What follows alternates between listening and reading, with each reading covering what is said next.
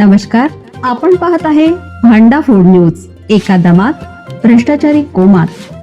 Social media, कर्जबाजारी, गुन्हेगारी, सट्टेबाजी, चोरी, मटका, जुगार, दारू, सावकारशाही, न्यायाच्या प्रतीक्षेत प्रशासन. भांडा फूड न्यूज. एका दमात भ्रष्टाचारी कोमात. MP2 जळगाव. तुकाराम मुंडेंनी चार्ज घेताच गुटखा किंगचे धाबे दणाणले. गुटखा माफिया एकमेकांच्या उठले जीवावर. सूड उगवण्याचा प्रयत्न.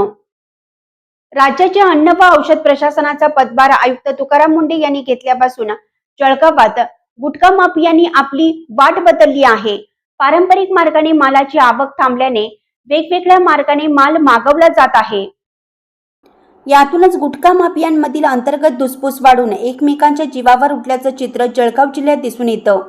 मध्य प्रदेशातील बऱ्हाणपूर आणि गुजरात राज्यातून जळगावात गुटख्याची प्रचंड आवक होते. गुजरातमधून एक दिवसाआड 1 कोटीचा अख्खं कंटेनर धुळे मार्गे चाळीसगाव अमळनेर येथे खाली होत होतं.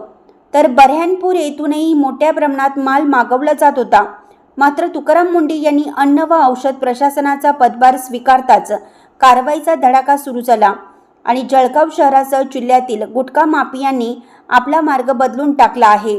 संघटित गुन्हेगारीच्या मोकोका कलमाअंतर्गत गुन्हे दाखल करण्याचा दम श्री मुंडेंनी दिल्यामुळे मोठ्या व्यावसायिकांनी धंदाच बंद केला.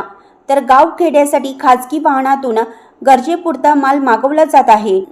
ज्याचा धंदा बंद आहे त्याच्याकडून या खाजगी गाड्या पकडून देण्याचे पुण्य कमवण्याची संधी चालून आली. परिणामी पूर्वी गुटख्याचे कलेक्शन करणाऱ्या पोलिसांना हाताशी धरून संशयित गाड्या पकडा तोडपाणीचा नवा धंदा काहींनी पत्करला आहे.